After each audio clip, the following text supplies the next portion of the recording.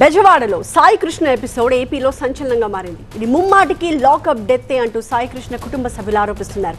తన కుమారుడిని తనకు చూపించాలి అని సాయి కృష్ణ తల్లి కన్నీళ్లు పెట్టుకున్నారు. కనీసం శవాన్నైనా అప్పగించాలంటూ సాయి కృష్ణ తల్లి బోరున విలపించారు. నాకు చెప్పి చేశాడు, చంపేస్తున్నానని చెప్పి. నా బిడ్డ నాకు లేడయ్యా, నా బిడ్డ నాకు తెచ్చి పెట్టిందయ్యా, అందరికీ నాకు ఓపిక కూడా లేదు. నేను తిండి తిరగడం తిరిగానయ్యా.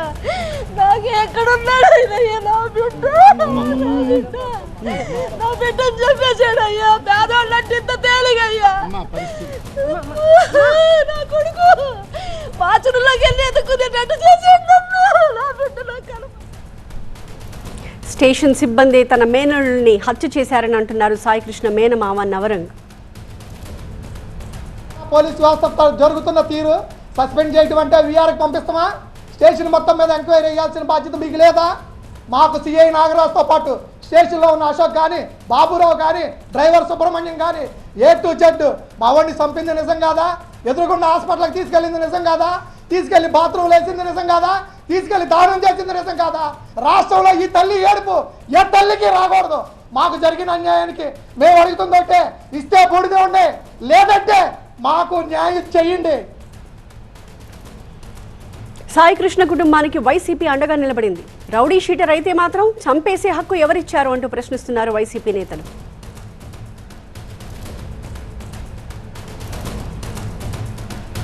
సార్ చూడండి, మీరు ఎవరికైనా కళ్ళమ్మ నీళ్ళు రావాల్సిందే. అదేమంటే ఆ రౌడీ షీటరా? ఆ రౌడీ షీట్ చంపేస్తావా? చంపిన పోలీస్ ఆఫీసర్ ఏమనాలి చెప్పండి? చంపేసిన పోలీస్ ఆఫీసర్ని ఏమనాలి? 100 రౌడీల కన్నా ప్రమాదకరం ఈ రాష్ట్రంలో, ఈ దేశంలో అని మనం చేస్తున్నాం. కిరాతకంగా చంపేస్తారండి, గోళ్ళు పీకుతారు, కొడతారు. సరే ఓకే, అంతవరకు ఉందాం. మనిషిని ఎత్తేయటం ఏంటండి? ఎత్తేశారు, పూడి చేయటం ఏంటండి? ఏమనాలి పిండి? ఆ పోలీస్ ఆఫీసర్ని ఏమనాలి?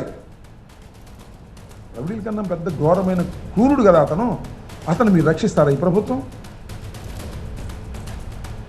ఈ అంశంపై సమగ్ర విచారణ చేపట్టాలని డిమాండ్ చేశారు పేర్ని నాని. సాయి కృష్ణ అదృశ్యం, ఆ తల్లి గుండె ఘోష. మీరు మనుషులైతే ఈ ప్రభుత్వాన్ని ప్రశ్నిస్తున్నాం. మీరు నిజంగా మనుషులైతే ఈ ప్రభుత్వాన్ని నడుపుతున్నట్టు వాళ్ళు సిట్టింగ్ జడ్జి చేత లేదా సిబిఐ చేత ఈ సాయి కృష్ణ అనేవాడు బూడిద ఎక్కడుంది, బూడిద కాకపోతే బొయ్యికలు ఎక్కడున్నాయి, బొయ్యికి కాకపోతే శవం ఎక్కడుంది, లేదా మనిషి ముక్కలైపోయి ఎక్కడన్నా ఉన్నాడా అనేది విచారణ చేయించాలని చెప్పని డిమాండ్ చేస్తున్నాం. విజయవాడకు చెందిన గాదే సాయి కృష్ణపై కొన్ని పోలీస్ కేసులున్నాయి. చోరీలు, దాడులు, హత్య కేసుల్లో నిందితుడిగా ఉన్నాడు. జగ్గయ్యపేటలో జరిగిన ఒక హత్య కేసులో అరెస్ట్ అయి బెయిల్పై బయటకు వచ్చాడు. ఆ తర్వాతే సాయి కృష్ణని కృష్ణలంక పోలీసులు విచారణ కోసం తీసుకెళ్లారని, అప్పటి నుంచి మళ్లీ కనిపించలేదని కుటుంబ సభ్యులు చెబుతున్నారు. ఈ వ్యవహారం హైకోర్టు వరకు వెళ్లడంతో విజయవాడ కమిషనర్ కూడా మిస్సింగ్ కేసుపై సమగ్ర విచారణకు ఆదేశించారు. కంప్లీట్ డీటెయిల్స్ మా ప్రతినిధి వసంత్ అందిస్తారు. వసంత్, సో ఖచ్చితంగా సాయి కృష్ణది లాకప్ డెత్ అని కుటుంబ సభ్యులతో పాటుగా వైసీపీ నేతలు కూడా ఆరోపిస్తూ ఉన్నారు. వాళ్ళంతా కూడా దీనిపై సమగ్ర విచారణ డిమాండ్ చేయడంతో పాటుగా యాక్షన్ తీసుకోవాలని డిమాండ్ చేస్తూ ఉన్నారు. సో కృష్ణలంక ఎస్ఐతో పాటుగా స్టేషన్ సిబ్బందిపై యాక్షన్ తీసుకునే అవకాశాలు ఎంతవరకు ఉన్నాయి? ఉన్నతాధికారులు ఏమనుకుంటున్నారు? సో ప్రస్తుతం ఇక్కడ కీలకంగా మారినటువంటి అంశం సాయి కృష్ణ మిస్సింగ్ అయ్యాడు. ఆ మిస్సింగ్కి సంబంధించి అసలు బతికున్నాడా, చనిపోయాడా, చనిపోతే ఎక్కడున్నాడు, బతికుంటే ఎక్కడున్నా అనే ప్రశ్నలు ఇప్పుడు ప్రస్తుతం తెరపైకి వస్తూ ఉన్నాయి. కానీ వైఎస్ఆర్ కాంగ్రెస్ పార్టీ నేతలు, మాజీ మంత్రులు చాలా స్పష్టంగా కొన్ని మీడియాకు వివరాలను కూడా రిలీజ్ చేశారు. సాయి కృష్ణను లాకప్ డెత్ చేశారు, లాకప్ డెత్ తర్వాత ఆయన ఖననం చేశారనేది ప్రధానంగా మాజీ మంత్రి అంబటి రాంబాబు, శ్రీకాంత్ రెడ్డి నిన్న మీడియాకి ఫోటోలు, వీడియోలు కూడా రిలీజ్ చేశారు. అందుకు సంబంధించిన అన్ని ఆధారాలను కూడా మీడియాకు చూపించే ప్రయత్నం చేశారు. అయితే సాయి కృష్ణ తల్లి మాత్రం చాలా స్పష్టంగా చెబుతుంది, సాయి కృష్ణను కృష్ణలంక పోలీసులు మార్కాపురం వచ్చి గత నెలలో తీసుకుని వెళ్ళారు, 8-9 తేదీల్లో. ఆ తర్వాత నుంచే సాయి కృష్ణ అదృశ్యమయ్యాడు. తన కొడుకును చంపేశానని స్వయంగా కృష్ణలంక సిఐ తనతోనే చెప్పాడని కూడా తల్లి చెప్తుంది. అయితే విజయలక్ష్మి ఎవరైతే సాయి కృష్ణ తల్లి ఉన్నారో ఆమె మాత్రం ఒక అంశాన్ని చాలా క్లియర్గా చెప్తున్నారు, బతుకుంటే సాయి కృష్ణను చూపించండి, చనిపోతే శవాన్ని నాకు అప్పగించండి, లేదా ఎక్కడున్నాడో చెప్పండి అంటూ కూడా ప్రశ్నిస్తున్నారు. కానీ ఇంత పెద్ద ఎత్తున విజయవాడలో తీవ్ర దుమారం చెప్తుంది. ప్రస్తుతం రాష్ట్ర రాజకీయాల్లో కూడా చాలా చర్చనీయమైనటువంటి అంశంగా ఈ వ్యవహారం మారింది. అయితే పోలీసులు ఇప్పటివరకు కూడా ఈ వ్యవహారం పైన స్పందించలేదు. కోర్టుకు మాత్రం సాయికృష్ణ ఆచూకీ లభ్యం కాలేదని మొన్న అంటే 15వ తేదీన కోర్టులో విచారణ సందర్భంగా చెప్పారు. ఈ నెల 29వ తేదీన సాయికృష్ణను తమ ముందు హాజరుపరచాలని చెప్పింది. అయితే సిఐ నాగరాజు అంటే విచారణ జరుపుతున్నాం, ఆచూకీ లభ్యం కాలేదని చెప్పినప్పుడు తమ అదుపులో లేడని కూడా పోలీసులు చెప్పినటువంటి క్రమంలో సిఐ నాగరాజు పైన ఎందుకు చర్యలు తీసుకున్నారు, అతన్ని ఎందుకు బీఆర్కి పంపించని ప్రశ్నలు ప్రస్తుతం తెరపైకి వస్తున్నాయి. ఇక రెండవది ప్రస్తుతం ఇన్ఛార్జ్ స్టేషన్కి సంబంధించి అయితే ఘటన జరిగిందో కృష్ణలంక పిఎస్లో, ఆ పిఎస్లో విచారణాధికారిగా ప్రస్తుతం విజయవాడలో ఉన్నటువంటి వెస్ట్ ఏసీపీగా ఉన్నటువంటి హనుమంతరావుని నియమించారు. ఆయన పూర్తి నివేదికను ఇవ్వాలంటూ కూడా సిపి రాజశేఖర్ బాబు ఆదేశాలు జారీ చేశారు. ఈ మొత్తం వ్యవహారం పైన ఇటు వైఎస్ఆర్ కాంగ్రెస్ పార్టీతో పాటుగా వారి బంధువులు తీవ్రస్థాయిలో మండిపడుతున్నారు. గతంలో ఎన్నడూ లేనటువంటి ఎన్నడూ చూడనటువంటి ఒక సంస్కృతిని దాదాపు 25 ఏళ్ల తర్వాత తెరపైకి తీసుకొచ్చారు. సాయికృష్ణ సంబంధించినటువంటి వ్యవహారం పైన తక్షణమే సమాధానం చెప్పాలి. ఎవరైతే ఈ ఘటన కారణమైనటువంటి బాధ్యులైనటువంటి వారు ఉన్నారో వారిని బీఆర్లో పెట్టడం కాదు, వారిపైన క్రిమినల్ కేసు నమోదు చేసి మొత్తం సాయికృష్ణకి సంబంధించిన అంశంలో ఎవరైతే ఇన్వాల్వ్ అయినారో వారందరిపైన కేసులు పెట్టాలని డిమాండ్ చేస్తున్నారు. సో మొత్తంగా చూస్తే సాయికృష్ణ మిస్సింగ్ వ్యవహారం మాత్రం రాష్ట్ర రాజకీయాల్లో రాజకీయ ప్రకంపనలు సృష్టిస్తోంది. అసలు సాయికృష్ణ ఎక్కడున్నాడనేది మాత్రం పోలీసులు నోరు తెరిస్తే తప్ప ఈ మొత్తం వ్యవహారానికి ఎండుగాడు పోయేటటువంటి అవకాశం అయితే లేదు. Right, thank you Vasanth. Kesineni Nani కూడా ఈ అంశం గురించి మాట్లాడారు. విజయవాడలో పోలీసు రాజ్యం నడుస్తోంది అన్నారాయన. కమిషనర్ రాజశేఖర్ బాబుని సస్పెండ్ చేయాలని డిమాండ్ చేశారు. లాకప్ డెత్ మరకలు జూనియర్ల బదిలీలతో పోవు అని చెప్పి నాని అన్నారు. కొడుకు శవం కోసం తల్లి ఏడవడం పోలీస్ వ్యవస్థకి సిగ్గుచేటు అని వ్యాఖ్యానించారు నాని. శిక్షలు విధించాల్సింది కోర్టులా లేక పోలీసులా అని ప్రశ్నించారు. సాయికృష్ణ ఉదంతంపై జ్యుడిషియల్ ఎంక్వైరీకి డిమాండ్ చేశారు నాని. బాధిత కుటుంబానికి న్యాయం జరిగేంత వరకు ఎన్హెచ్ఆర్సీ వేదికగా పోరాటం చేస్తానన్నారు.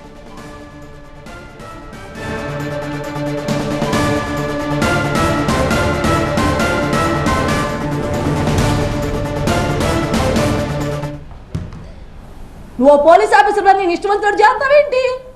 ఒక్కగానో ఒక్క కొడుకు 23 ఏళ్ల కుర్రాడిని నువ్వు అతి దారుణంగా కొట్టి మూట కట్టి పక్కన మారేసి తెల్లారి తీసుకెళ్ళి నువ్వు దానం చేయటం నువ్వెవడవే?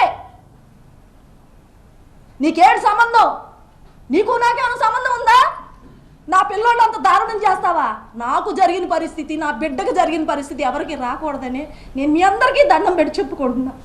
నా పిల్లోడిని నాకు ఉంటే చూపించండి, లేకపోతే నాకు అంత ఇవ్వండి, మట్టన్నా ఇవ్వండి. పోనీ ఎక్కడ చేసాడో చెప్పండి, వెళ్ళిపోతాను నేను అక్కడికి. ఎవడిచ్చాడు వీడికి ధైర్యం? కాల్చేయమని, చంపేమని? నా కొడుకు నాకు కావాలి, చూసురండి.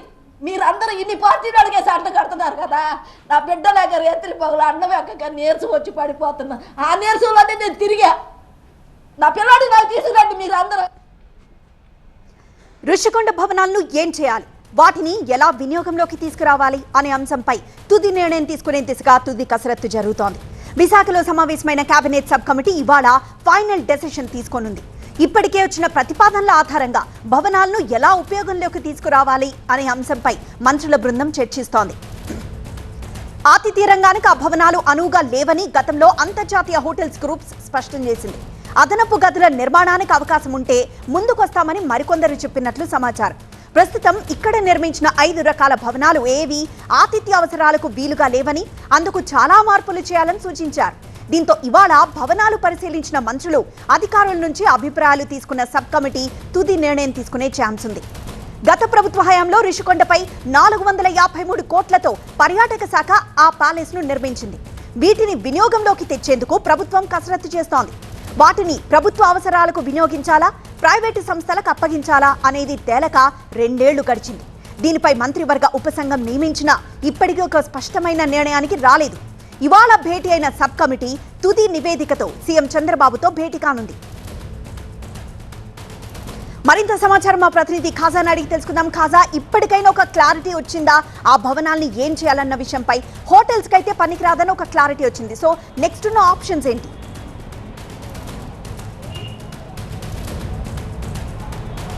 ఖచ్చితంగా రుషికొండపై ఉన్న పర్యాటక శాఖ భవనాలను సాధ్యమైనంత త్వరగా అందుబాటులోకి తీసుకురావాలి. అది ప్రజల వినియోగం కానివ్వండి, అలాగే అంతర్జాతీయ సంస్థలు, అది ఆతిథ్య రంగానికి చెందిన సంస్థలు ముందుకు వచ్చిన నేపథ్యంలో వారికి ఇవ్వాలా అనే దానిపై ఒక క్లారిటీ ఇంకా రావాల్సి ఉంది. దీనిపైనే ఇప్పుడు తుది కసరత్తు జరుగుతుంది. ఇప్పటికే 5 సార్లు మంత్రుల సబ్ కమిటీ భేటీ అయ్యింది. మంత్రి పయ్యావుల కేశవ నేతృత్వంలోని కందుల దుర్గేష్, డోలా బాలా వీరంజనేయ స్వామి భేటీ అయ్యి నివేదిక సిద్ధం చేశారు. అయితే సాధ్యసాధ్యాలు అంటే తుది నివేదిక సిద్ధం చేసేందుకు మరోసారి క్షేత్రస్థాయిలో మంత్రుల బృందం రుషికొండ పర్యటించింది. దీంతోపాటు పైన ఉన్న భవనాలు వేంగి, కళింగతో పాటు గజపతి, అలాగే విజయనగర ఆ భవనాలను కూడా పూర్తి స్థాయిలో బయట ఉన్న ప్రాంతాన్ని పరిశీలించారు. దీంతోపాటు లోపల ఉన్న ప్రాంతాన్ని కూడా పరిశీలించి ఆ భవనాల లోపల ఉన్న సదుపాయాలపై ఆ పర్యాటక శాఖ ఇంజనీర్లతో పూర్తి స్థాయిలో వివరాలు అడిగి తీసుకున్నారు. దీంతోపాటు కొండ దిగువన ఏదైతే మిగతా ప్రాంతం ఉందో అందుబాటులో ఉన్న ప్రాంతం అంతటి కూడా మంత్రుల బృందం పరిశీలించింది. అయితే అంతర్జాతీయ సంస్థలు ఫెమా దీంతోపాటు తాజ్ గ్రూపులు ముందుకు వచ్చిన నేపథ్యంలో నిర్వహణ కోసం వారికి ఇచ్చే అంశంపై మరికొంత భూమి కూడా అంటే కొండపై ఉన్న భవనాలతో పాటు కొండ దిగువన కూడా మరికొంత భూములు కావాలని ఒక ప్రతిపాదన కూడా చేసినట్టు తెలుస్తుంది. ఈ నేపథ్యంలోనే కొండ దిగువన మరో 9 ఎకరాలు ఉన్నప్పటికీ అందులో 7 ఎకరాలు మాత్రం సిఆర్జెడ్ నిబంధనల పరిధిలోకి వస్తుంది. దీంతో అక్కడ నిర్మాణాలు ఏవి సాధ్యపడదు కాబట్టి మరో 2400 చదరపు మీటర్లను అందుబాటులో ఉన్నాయి. దాన్ని పరిశీలించి పైన ఉన్న భవనాలతో పాటు కింద కొండ దిగువన ఉన్న 2400 చదరపు మీటర్ల భూమిని అందుబాటులోకి తీసుకొచ్చేలా తుది కసరత్తు మంత్రుల బృందం చేస్తుంది. ఇప్పటికే అక్కడ పరిశీలించిన తర్వాత మంత్రుల బృందం ప్రత్యేకంగా యాత్రి నివాస్లో అధికారులతో సమీక్ష చేస్తుంది. ఇక్కడ స్పెషల్ సిఎస్ అజయ్ జైన్తో పాటు కలెక్టర్ అభిషేక్ కిషోర్ అలాగే మున్సిపల్ కమిషనర్ కేతన్ గారితో కూడా చర్చిస్తున్నారు. మొత్తం మీద ఈ మొత్తం అంటే ఈ 2 ఏళ్లుగా ఈ చర్చ జరుగుతుంది. దీంతోపాటు మంత్రుల సబ్ కమిటీ 5 సార్లు మీటింగ్ జరిగింది. సచివాలయంలో గత ఏప్రిల్ మొదటి వారంలో కూడా మంత్రుల కమిటీ సమావేశమై తుది నివేదిక సిద్ధం చేసినప్పటికీ ఫైనల్గా ఒక అంటే ప్రభుత్వం ముందు అంటే సీఎం ముందు పెట్టడానికి క్యాబినెట్ ముందు పెట్టడానికి ఒక తుది నివేదిక సిద్ధం చేయాలి కాబట్టి ఆ సాధ్యాసాధ్యాలను క్షేత్రస్థాయిలో పరిశీలించేందుకు వచ్చిన ఈ బృందం మరికొద్ది రోజుల్లోనే ఒక తుది నిర్ణయానికి వచ్చి ఆ తుది నివేదికను ప్రభుత్వం ముందు పెట్టే అవకాశం ఉంది. ఇది ఖచ్చితంగా ఇది ఆతిథ్య రంగానికి హోటల్కు ఇవ్వాలా లేకపోతే ప్రజా అవసరాల కోసం వినియోగంలోకి తేవాలా లేకపోతే పెద్ద సందర్శనాల కోసం ఉంచాలా అనే దానిపై పూర్తి స్థాయిలో ఇప్పుడు అన్ని అంశాలను కూడా క్రోడీకరించి ఒక నివేదికను సిద్ధం చేయబోతుంది. అటువైపు ఆతిథ్య రంగంతో పాటు ఇటువైపు ప్రజల సందర్శనతో కూడా ఉంచేలా ప్రత్యేక నిర్ణయం తీసుకున్నట్టు అధికారులు చెప్తున్నారు. అయితే తుది నిర్ణయం మాత్రం ఇంకా తీసుకొని ఈ నివేదిక సిద్ధం చేసి సీఎం ముందు పెట్టే అవకాశం ఉంది. Coming to third news, Telangana రాజకీయాల్లో స్కీమ్ వర్సెస్ స్కామ్ అన్నట్టుగా మారింది పరిస్థితి. గురుకులాల్లో యూనిఫామ్స్, షూస్ కొనుగోళ్లపై రచ్చ నెలకొంది. కాంగ్రెస్ బీఆర్ఎస్ నేతల మధ్య మాటల యుద్ధం నడుస్తోంది. 2000 కోట్ల స్కామ్ జరిగిందంటున్నారు బీఆర్ఎస్ నేతలు. టెండర్లే 687 కోట్లయితే 2000 కోట్ల అవినీతి ఎలా జరిగిందని ప్రశ్నిస్తున్నారు కాంగ్రెస్ నేతలు. తెలంగాణ రాజకీయాల్లో ఇప్పుడు ఇదే హాట్ టాపిక్ గా మారింది. గురుకులాల్లో పిల్లల కోసం యూనిఫామ్స్, షూస్ కొనుగోలులో భారీ అవినీతి జరిగిందంటూ మాజీ మంత్రి హరీష్ రావు చేసిన ఆరోపణలు అగ్గిపుట్టించాయి. హరీష్ కమెంట్స్ కి మంత్రులు కూడా అదే స్థాయిలో స్పందించారు. అవినీతి నిరూపించాలంటూ సవాల్ విసిరారు కూడా. ఇప్పుడు ఈ విషయంలో ముఖ్యమంత్రి రేవంత్ రెడ్డి సైతం రెస్పాండ్ అవ్వడం మరింత దుమారం రేపుతోంది. ఆరుట్లలో తెలంగాణ పబ్లిక్ స్కూల్ ని ప్రారంభించిన ఆయన బీఆర్ఎస్ నేతల ఆరోపణలకి స్ట్రాంగ్ కౌంటర్ ఇచ్చారు.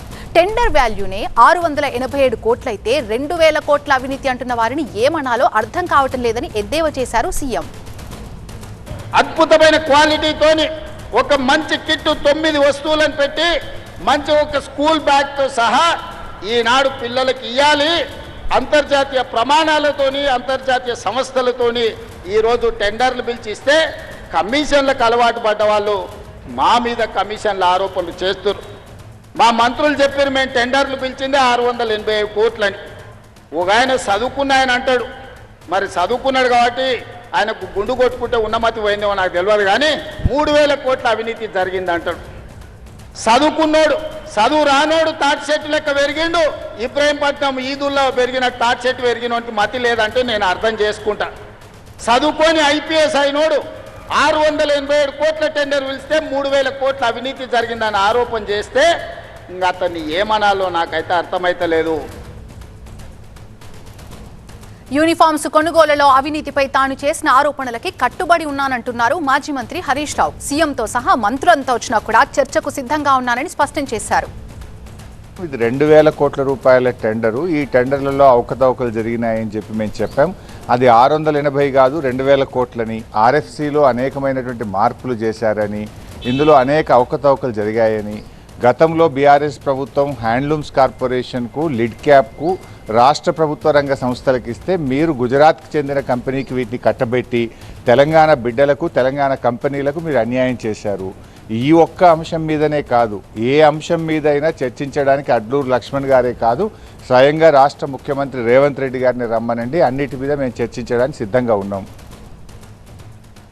బీఆర్ఎస్ నేతలు చేస్తున్నటువంటి ఆరోపణలపై ఏకంగా ముఖ్యమంత్రి రెస్పాండ్ అయ్యారు. మరి ఇకపై అయినా ఈ ఆరోపణలు ఆగుతాయా లేదా? పూర్తి అప్డేట్స్ అందించడానికి బ్యూరో చీఫ్ విజయ్ లైవ్ లో ఉన్నారు. విజయ్, తెలంగాణ పాలిటిక్స్ లో ప్రెజెంట్ సిచ్యువేషన్ అయితే స్కీమ్ వర్సెస్ స్కామ్ అన్నట్టుగా మారింది. స్కామ్ జరిగిందని వాళ్ళు అంటున్నారు. ముఖ్యమంత్రి ఏమో ఏకంగా దీని మీద రెస్పాండ్ అయ్యి టెండర్సే 687 కోట్లు అయితే 3000 అవినీతి ఎలా జరిగిందంటూ ఆయన కూడా రెస్పాండ్ అవుతున్నారు. మరి ముఖ్యమంత్రి రియాక్ట్ అయ్యారు కాబట్టి ఇకపైన ఈ ఆరోపణలు ఆగుతాయని ఎక్స్పెక్ట్ చేయొచ్చా? అంటే ఖచ్చితంగా అటు ఈ ఇష్యూకి సంబంధించి ఏదైతే వివాదం జరిగిందో దానిపైన నిన్న మంత్రి అడ్లూరు లక్ష్మణ్ చాలా స్పష్టంగా సవాల్ విస్తారు. హరీష్ రావుకే సవాల్ విస్తారు. ఆయన ఒకవేళ దీంతో 2000 కోట్ల కుంభకోణం జరిగిందని చూపిస్తే తాను రాజీనామా చేయడానికి సిద్ధంగా ఉన్నారు. హరీష్ రావు చేసినటువంటి విమర్శ అయితే ఉందో అది మంత్రి అడ్లూరు లక్ష్మణ్తో పాటుగా పొన్నం ప్రభాకర్, అజరుద్దీన్ తెలియకుండానే ఈ టెండర్ ప్రాసెస్ అంతా కూడా జరిగింది. ఈ గురుకులాలకు సంబంధించి ఏవైతే ఈ టెండర్ జరిగిందో మొత్తం 687 కోట్ల ఈ ప్రొసీడింగ్స్ మాత్రమే జరిగాయి. ఈ ప్రొక్యూర్మెంట్ కేవలం 687 కోట్లు జరిగిందనేది అటు ప్రభుత్వం చెప్పిన వాదన. కానీ హరీష్ రావు ఈరోజు కూడా రెస్పాండ్ అయ్యారు. దీంట్లో 2000 కోట్ల కుంభకోణం జరిగింది. గతంలో అనేక కుంభకోణాలు బయటపెట్టాం మేము. అటు భూముల స్కామ్ కావచ్చు, రేషన్ సీకి సంబంధించి కావచ్చు, సివిల్ సప్లైస్ కావచ్చు, పవర్ కావచ్చు, సింగరేణి అనేక స్కామ్లను బయటపెట్టాం కాబట్టి మంత్రి అడ్లూరు లక్ష్మణ్ చేసిన ఛాలెంజ్ తను స్వీకరిస్తున్నారు. క్యాబినెట్ మొత్తం వచ్చినా పర్లేదు, అడ్లూరు లక్ష్మణ్ వచ్చినా పర్లేదు, ముఖ్యమంత్రి తీసుకొచ్చినా పర్లేదు, తాను చేసిన ఆరోపణలకు కట్టుబడి ఉన్నానన్నది ఈరోజు హరీష్ రావు చేసినటువంటి వ్యాఖ్య. అయితే ఈరోజు ముఖ్యమంత్రి కూడా స్వయంగా రెస్పాండ్ అయ్యారు. మొత్తం బీఆర్ఎస్ నేతలు చేస్తున్నటువంటి విమర్శలు అర్థవంతంగా లేవు. ఒకరు 2000 కోట్ల కుంభకోణం అంటున్నారు హరీష్ రావు, ఆర్ఎస్ ప్రవీణ్ కుమార్ 3000 కోట్ల కుంభకోణం అని చెప్తున్నారు. కేవలం ఈ ప్రొక్యూర్మెంట్ జరిగిందే 687 కోట్లకు ఈ టెండర్ ప్రాసెస్ జరిగింది. ఈ టెండర్ ప్రాసెస్ పైన పాల్గొన్న కంపెనీలు దీన్ని సవాల్ చేస్తూ హైకోర్టు కూడా వెళ్ళాయి. హైకోర్టులో కూడా ఈ టెండర్ ప్రాసెస్ను హైకోర్టు సమర్థించింది. దీంట్లో ఎక్కడా కూడా అవినీతి జరగలేదు. మంత్రులకు పూర్తి స్థాయి సమాచారంతో జరిగింది. ఈ మొత్తం ఇష్యూకి సంబంధించి ఈ టెండర్లపైన ముఖ్యమంత్రి 3 సార్లు మంత్రులతో సమావేశం నిర్వహించడానికి కూడా మంత్రులు చెప్తున్నారు. కానీ హరీష్ రావు మాత్రం పదే చెప్తున్నారు దీంట్లో 2000 కోట్ల కుంభకోణం జరిగిందనే విషయాన్ని చెప్తున్నారు. కాబట్టి నేను అడ్లూరు లక్ష్మణ్ కావచ్చు, ఈరోజు పొన్నం ప్రభాకర్ కావచ్చు ఒకే విషయాన్ని స్పష్టం చేస్తున్నారు. ఇది ముఖ్యమంత్రి దగ్గరనే ఈ సమావేశం జరిగింది. సీనియర్ ఐఏఎస్ల నేతృత్వంలో ఒక కమిటీ ఏర్పాటు చేసి ఆ ప్రాసెస్ అంతా కూడా టెండరింగ్ ప్రాసెస్ అంతా కూడా సీనియర్ ఐఏఎస్ల కమిటీ అంతా కూడా పర్యవేక్షించిన నేపథ్యంలో ఎక్కడా కూడా అవినీతికి పాల్పడలేదు. గతంలో అవినీతికి పాల్పడినటువంటి వ్యక్తులు 1000 కోట్ల రూపాయల కుంభకోణాలు చేశారు కాబట్టి వాళ్ళకి ప్రతిదీ కూడా 1000 కోట్లా కనిపిస్తుంది. ఈ మొత్తం టెండర్ ప్రొక్యూర్మెంట్ ప్రాసెసే 687 కోట్లు జరిగితే 2000 కోట్ల కుంభకోణం అని హరీష్ రావు ఏ రకంగా అంటారు, 3000 కోట్ల కుంభకోణం అని ఆర్ఎస్ ప్రవీణ్ కుమార్ ఏ రకంగా అంటారంటూ అటు మంత్రులు తీవ్ర స్థాయిలో విచ్చుకుపడుతున్నారు. అయితే ఈ మొత్తం వివాదానికి ఈరోజు ముఖ్యమంత్రి చాలా స్పష్టంగా చెప్పిన నేపథ్యంలో ఈరోజు హరీష్ మళ్ళీ రెస్పాండ్ అయ్యాడు. కాబట్టి దీనిపైన మంత్రులు కూడా చాలా సీరియస్గా రెస్పాండ్ అయ్యారు. కొద్దిసేపు క్రితం అజరుద్దీన్ కూడా మాట్లాడారు. ఈ 3 డిపార్ట్మెంట్లకు సంబంధించి ఎస్సీ, బీసీ, మైనారిటీకి సంబంధించినటువంటి గురుకులాల్లో ఎక్కడ కూడా ఎలాంటి అవినీతి జరగలేదు. పూర్తి పారదర్శకంగా టెండర్ ప్రాసెస్ని కంప్లీట్ చేశాం కాబట్టి బీఆర్ఎస్ నేతలు కావాలని చెప్పి ఈ బదనాం చేస్తున్నారన్న చేస్తున్న విమర్శ మాత్రం మంత్రుల నుంచి వస్తున్న పరిస్థితి కనిపిస్తుంది. Right, thank you Vijay. ఇక టెలిగ్రామ్ తాత్కాలిక బ్యాన్ పై పొలిటికల్ మంటలు రాజుకున్నాయి. నీట్ రీ ఎగ్జామ్ సందర్భంగా ఈ నెల 22వ తేదీ వరకు టెలిగ్రామ్ పై కేంద్రం తాత్కాలిక బ్యాన్ విధించిన విషయం తెలిసింది. అయితే టెలిగ్రామ్ లో ఎడిటింగ్ ఆప్షన్ ని కూడా నిలిపేశారు. అయితే బ్యాన్ పై టెలిగ్రామ్ యాప్ నిర్వాహకులు ఢిల్లీ హైకోర్టును ఆశ్రయించారు. నీట్ ఎగ్జామ్ కారణంగా తమ యాప్ ని తాత్కాలికంగా నిలిపివేయడాన్ని హైకోర్టులో సవాల్ చేశారు. బ్యాన్ ని సవాల్ చేస్తూ అత్యవసర పిటిషన్ దాఖలు చేసింది టెలిగ్రామ్ సంస్థ.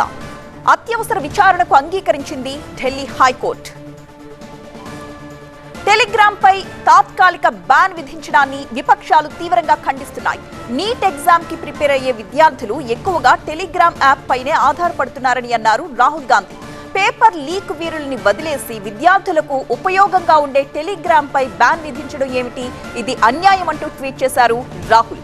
రాజస్థాన్లోని కోటాలో పేపర్ లీక్లకు వ్యతిరేకంగా భారీ ర్యాలీకి సిద్ధమయ్యారు రాహుల్. టెలిగ్రామ్ పై బ్యాన్ విధించడం, ఆర్మీ హెలికాప్టర్స్ లో క్వశ్చన్ పేపర్స్ ని తరలించడంతో పేపర్ లీక్లను ఆపగలరా అంటూ ప్రశ్నించారు ఆప్ నేత కేజ్రీవాల్. మా ప్రతినిధి రంజిత్ సిద్ధంగా ఉన్నారు. రంజిత్, యాప్ ని బ్యాన్ చేసినంత మాత్రాన పేపర్ లీకేజ్ ఆపగలరా అని ప్రశ్నిస్తున్నాయి విపక్షాలు. ఈ టెలిగ్రామ్ యాప్ ని బ్యాన్ చేసినప్పటికీ వాట్సాప్ లో లీక్ చేస్తారు, అప్పుడు దాన్ని కూడా బ్యాన్ చేస్తారా అని క్వశ్చన్ చేస్తున్నాయి. దీనికి ఎలాంటి సమాధానం వస్తోంది కేంద్రం నుంచి? అలాగే టెలిగ్రామ్ యాప్ వ్యవస్థాపకుడు ఏం మాట్లాడుతున్నారు? అంటే టెలిగ్రామ్ యాప్ వేదికగానే గతంలో జరిగినటువంటి ఎగ్జామ్కు ఒక మాఫియా పనిచేసింది. ఇదే క్రమంలో అక్కడ టెలిగ్రామ్కి సంబంధించిన యాప్లోనే ఎడిట్ ఆప్షన్ చూపెడుతూ కూడా, అంటే ఎప్పుడైతే ఈ ఎగ్జామ్కి సంబంధించిన టైం కావచ్చు ఆ టైం కంటే ముందే ఆ మెసేజ్ పెట్టిన తర్వాత ఆ ఎడిటింగ్ ఆప్షన్లో ఈ మొత్తం కూడా క్వశ్చన్ పేపర్స్ అన్నీ చెప్పి కూడా బహిరంగంగా కొన్ని ఛానల్స్ నడిచాయి.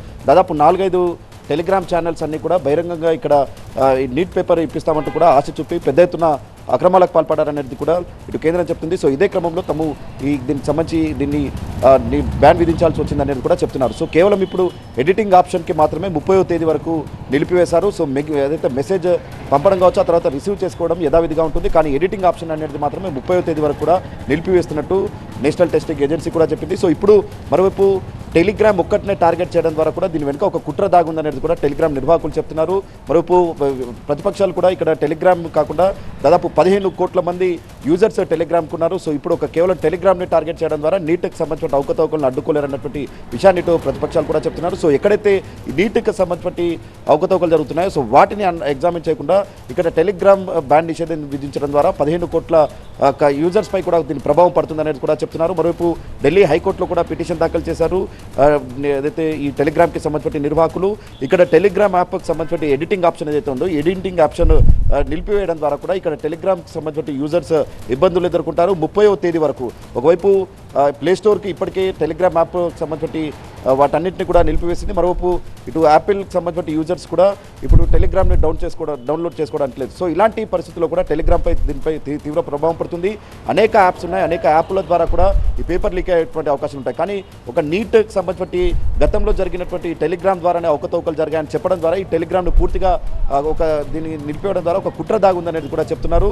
ఇక్కడ మెటాకి సంబంధించి కొన్ని ఏదైతే యూజర్స్ ఉన్నారో వారిని లబ్ధి చేకూర్చాలన్నటువంటి ఉద్దేశంతో ఇక్కడ టెలిగ్రామ్ను బ్యాన్ విధించారన్నటువంటి విషయాన్ని మాత్రం చెప్తున్నారు. సో ఇప్పుడు ఎన్టీఏ మాత్రం ఖచ్చితంగా ఎగ్జామ్ జరిగేటువంటి 22వ తేదీ వరకు కూడా దీనికి సంబంధించి ఖచ్చితంగా ఇవి ఏదైతే ఇప్పటికే ఎన్టీఏ చెప్పిందో ఇక్కడ టెలిగ్రామ్కి సంబంధించిన ఆంక్షలు ఏవైతే ఉంటాయి ఖచ్చితంగా కొనసాగుతాయి. ఎందుకంటే బహిరంగంగా టెలిగ్రామ్ వేదికగా ఒక మాఫియా పనిచేస్తుంది. ఒక 4-5 ఛానల్స్ పెట్టుకొని నీట్ పేపర్ లీక్ అయింది, రీనీట్ 2026 ఇలాంటి కొన్ని ఛానల్స్ పెట్టుకుంటూ కూడా ఇక్కడ బహిరంగంగా నీట్ పేపర్ లీక్ అయిందంటూ ఆశ చూపుతున్నారు. కాబట్టి ఇలాంటి పరిస్థితుల్లో ఖచ్చితంగా తమ ఈ నిర్ణయం తీసుకోవాల్సి వచ్చిందనేది కూడా చెప్తున్నారు.